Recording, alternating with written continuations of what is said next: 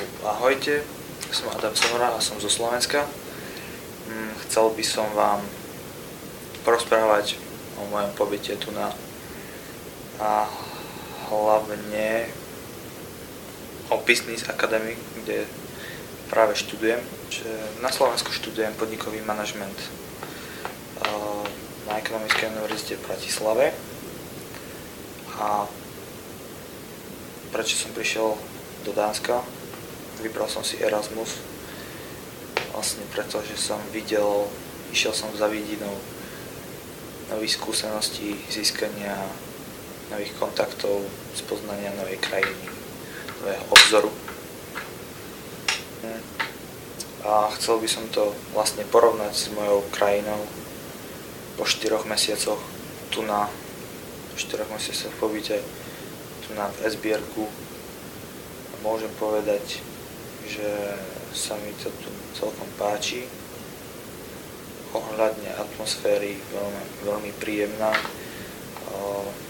To umiestnené v študentské mestečko umiestnené v prírode.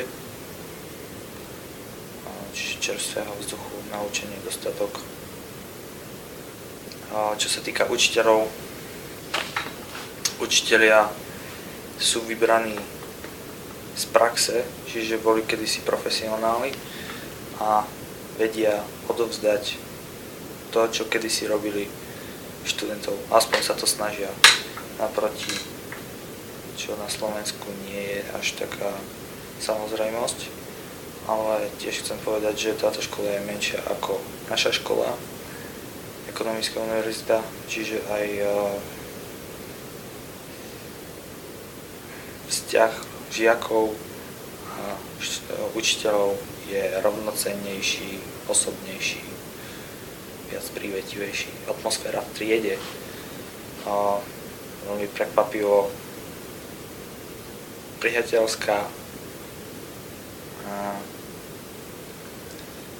Každý sa snaží pomáhať samému sebe a tým vlastne ostatným, alebo naopak. A to je všetko, čo by som chcel asi tak povedať. Že veľmi odporúčam a teším sa domov. A tak ešte sa vrátim.